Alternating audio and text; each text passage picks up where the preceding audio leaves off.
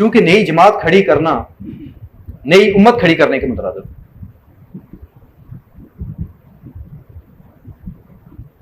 एक इंसान अगर नई जमात खड़ी करता है और साथ वो नबूवत का दावा भी करता है, जिस तरह के हमारे दौर में हुआ कि एक शख्स ने एक नई उम्मत खड़ी की और साथ नबूवत का दावा किया, और अल्लाह ने मुसलमानों के लिए उसे इबरत बना के पेश किया। जब मुसलमानों में वहदत थी तो कोई ये जुर्रत नहीं कर सका कि वो हक नबूवत पे डाका डाले। उस वहदत की इतनी ताकत थी। जैसे ही मुसलमानों की उस वहदत का शिराजा मुंतशिर हुआ तो लोगों ने नबूवत के दावे किए और वो तभी मौत मरे। पूरी इस्लाम की तारीख में जब मुसलमानों में वहदत थी, कोई एक बंदा नहीं गुजरा जिसने हक नबूवत पे डाका डाला हो और उसका सर कलम न किया गया। ये तफरका इस तकसीम की वजह से, जो अल्लाह ने फरमाया है कि तुम्हारी हवा उखड़ जाएगी, तुम बुज़दिल हो जाओ, तो हम नबी करीम सल्लल्लाहु अलैहि वसल्लम की नबूवत और रसालत का दफा करने से भी गए। हम उनके उम्मती होने का क्या हक अदा करें इसी तफरके और पार्टीबाजी की वजह से। और दूसरी तरफ वो लोग हैं जिन्होंने नबूवत का दावा तो नहीं किया, लेकिन काम वही किया जिसके करने का हक अल्लाह के रसूल को। क्यों जमात खड़ी की? उम्मत के अंदर उम्मत क्यों खड़ी की? कहां से जवाज लिया आपने? इसकी जरूरत क्या थी? इस चीज की ना जरूरत थी, ना इजाजत थी, ना कोई जवाज है आपके पास। जब नबी करीम सल्लल्लाहु अलैहि वसल्लम के दौर में एक जमात बनकर, उम्मत मुस्लिमा बनकर दीन के सारे काम हो सकते हैं, तो आज क्यों नहीं हो सकते? क्यों आप लोगों ने दीन को टुकड़े टुकड़े किया? क्यों जमातें कायम की? तो इनका यह अमल, गो के नबूवत का दावा नहीं किया, लेकिन हक नबूवत पे इन्होंने भी डाका डाला। उम्मत के अंदर उम्मतें खड़ी करके उम्मत का शिराजा मुंतशिर कर, इसका कोई जवाब नहीं था। काम वही किया जिसके करने का हक अल्लाह के रसूल को होता है। गोया इन्होंने उम्मत के अंदर उम्मतें खड़ी करके यह साबित करने की कोशिश की कि हम नबी तो नहीं, लेकिन नबी से कम भी नहीं।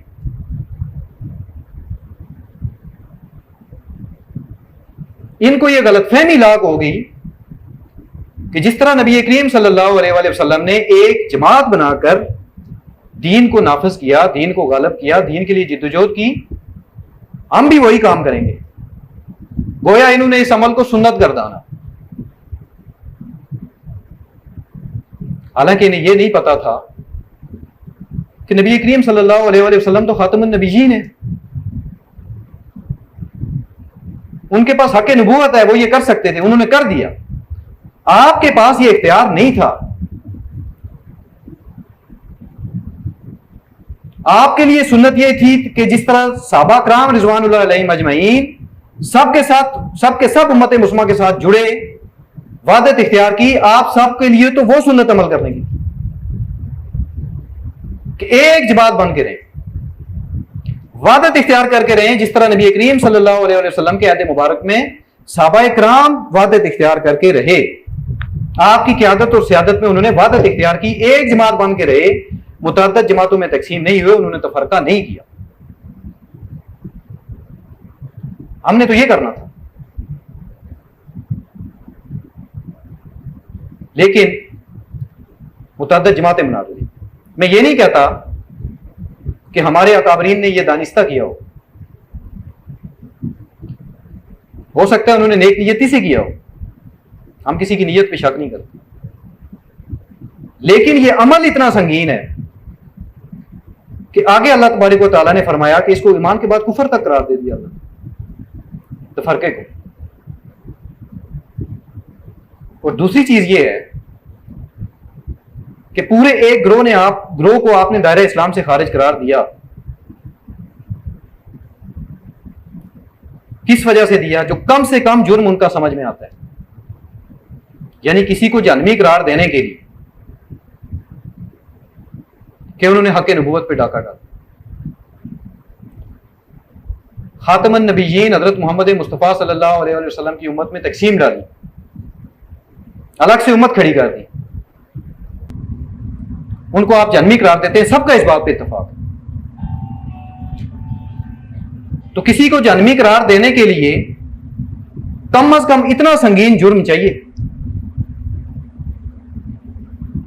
कि खत्म नबूवत के इनकार जैसा जुर्म चाहिए, इस लेवल का गुनाह चाहिए किसी को, किसी पे कुफर का इतलाक करने के लिए, डायरेक्ट काफिर करार देने के लिए।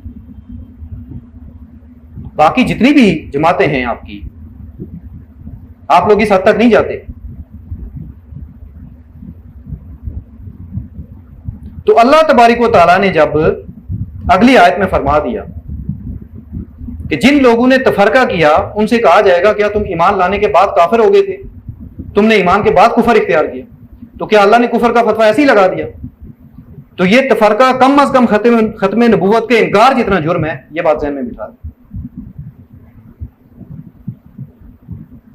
और नबी करीम सल्लल्लाहु अलैहि वसल्लम जो अपनी उम्मत के लिए इतने शफीक थे, आपने अपनी उम्मत के 72 फिरकों को जन्नती करार दिया। क्या किसी मामूली जुर्म पे करार दिया?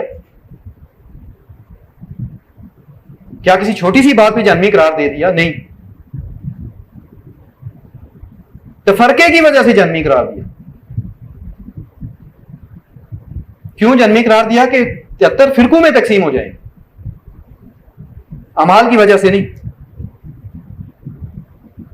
यानी हम समझते हैं जिस तरह शराब पीना गुनाह है, जुर्म है, शराब पीना, सूद खाना, इस तरह तफरके को हम समझते हैं ये उस तरह का कोई जुर्म नहीं, हालांकि उनसे ये बड़ा जुर्म, बड़ा गुनाह है उनसे। इसकी शरई हैसियत कुफर की है। ये आगे आयत में आपके सामने तलावत करूंगा, उनकी डिटेल रखूंगा आपके सामने। तो ईमान के बाद कुफर करार दिया इसको। नबी करीम सल्लल्लाहु अलैहि वसल्लम ने अपनी उम्मत के 72 फिरकों को जहन्नमी करार दिया, इसकी वजह से, तफरके की वजह से करार दिया। यानी इसकी अपनी जिबिल्लत में, इंस्टिंक्ट में ये इतना बड़ा जुर्म।